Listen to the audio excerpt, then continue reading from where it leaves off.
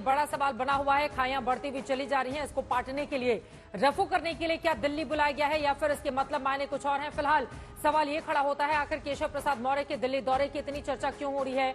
इस दौरे के मायने जल्दी से आपको समझाते हैं। केशव प्रसाद मौर्य का ये दौरा उस बयान के बाद हो रहा है जिसमें उन्होंने संगठन को सरकार से बड़ा बताया। केशव के इस बयान को लेकर तमाम अटकलें लगाई जा रही हैं। सबसे बड़ी बात यह है कि दौरा यूपी लोकसभा चुनाव पर समीक्षा बैठक के बाद हो रहा है और समीक्षा बैठक से पहले और बाद में काफी खींचतान देखी जा रही है। लोकसभा चुनाव में बीजेपी के खराब प्रदर्शन के बाद तस्वीरें बदली गई हैं। योगी आदित्यनाथ की कई बैठकों में मौर्य गायब रहे, तो वहीं पीएम मोदी के शपथ समारोह के बाद मौर्य 5 दिनों तक दिल्ली में रहे थे, जहां वो दिल्ली में कई आला नेताओं से मुलाकात करते रहे। वहीं वापस लखनऊ जाकर उन्होंने अलग अलग मंत्रियों और पूर्व मंत्रियों से भी मुलाकात की थी। अब सवाल ये भी, आखिर केशव प्रसाद मौर्य को लेकर हर बार इतनी चर्चा क्यों होती है?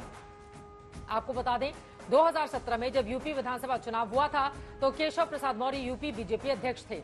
ऐसे में उनके भी सीएम बनने की चर्चा थी, लेकिन बीजेपी ने योगी आदित्यनाथ को मुख्यमंत्री बनाया, जिसके बाद से लगातार केशव प्रसाद मौर्य को लेकर विपक्ष भी अपनी सियासत करता रहा है। वैसे कई एक्शन को भी इस खींचतान के चश्मे से देखने की कोशिश की गई। 2019 में योगी आदित्यनाथ ने केशव प्रसाद मौर्य के विभाग पीडब्ल्यूडी के टेंडर पर रोक लगा दी थी। वजह विभाग में गड़बड़ी को बताया गया। कुछ वक्त बाद केशव मौर्य की ओर से मुख्यमंत्री के विभाग एलडीए में भ्रष्टाचार को लेकर चिट्ठी लिखी गई। हालांकि ये गुप्त चिट्ठी मीडिया में लीक हो गई, जिस पर जमकर हंगामा हुआ था। इन तमाम खींचतान की अटकलों के बीच 2022 में केशव प्रसाद मौर्य विधानसभा चुनाव हार गए, लेकिन इसके बावजूद उनको दोबारा डिप्टी सीएम का पद मिला, जबकि दूसरे डिप्टी सीएम दिनेश शर्मा को हटाकर ब्रजेश पाठक को जगह दी गई। यही कारण है कि अखिलेश यादव ने भी एक बार फिर से तंज किया था कि केशव प्रसाद मौर्य यूपी के सीएम अगर बनना चाहते हैं, अगर वो 100 विधायक लेकर आए तो समाजवादी पार्टी की मदद से सीएम बनने का सपना उनका हम पूरा कर सकते हैं। समर्थ श्रीवास्तव हमारे संवाददाता लखनऊ से जुड़ चुके हैं ज्यादा जानकारी के साथ। दिल्ली में तो बड़ी खिचड़ी पक रही है समर्थ, अब बताइए लखनऊ का माहौल कैसा है?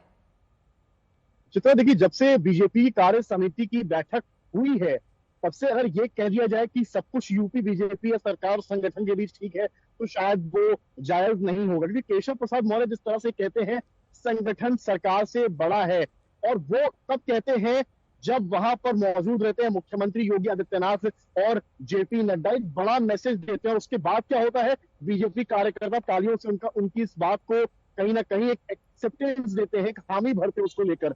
और उस बीच में आप ये देखिए, जो शासन के आदेश हैं उनको भी बदलने पर सरकार कहीं ना कहीं मजबूर हुई है। हाल ही में शासन ने पंतनगर और कई जगह पर जिस तरह से कई विभाग द्वारा कार्रवाई होनी थी उस पर आज योगी आदित्यनाथ ने रोक लगा दी। लोगों से मिलने के बाद आरटीओ डिपार्टमेंट में उन्होंने कहा है कि बिचौलियों को खत्म किया जाए, जो जितने दफ्तर हैं। तो मुख्यमंत्री जो है, और अभी शिक्षा विभाग को लेकर भी कहीं ना कहीं रोल आउट की बातें आई हैं, 2 महीने के लिए फिलहाल स्थगित किया गया है। तो जो मुद्दे थे, जो कहा जा रहा था कि प्रशासन हावी हो रहा है और लोगों को दिक्कत हो रही है, बीजेपी कार्यकर्ताओं की तक सुनवाई नहीं हो रही है, उसको लेकर अब योगी आदित्यनाथ भी थोड़ा एक्शन मोड में दिख रहे हैं और जहां उनको लग रहा है कि दिक्कतें उस पर काम करें। लेकिन जो केशव प्रसाद मौर्य है, वो जिनकी जेपी नड्डा से आज जो मुलाकात होने वाली है वो बेहद अहम होने वाली, क्योंकि वो इस दौर में होने वाली है जिस वक्त ये बातें कही जा रही है कि संगठन बनाम सरकार इस वक्त यूपी में चरम पर है। जी सर, अब अगर विधायक, नेता, उप मुख्यमंत्री इस तरह के बयान दे रहे हैं तो इशारा कहां से मिल रहा है?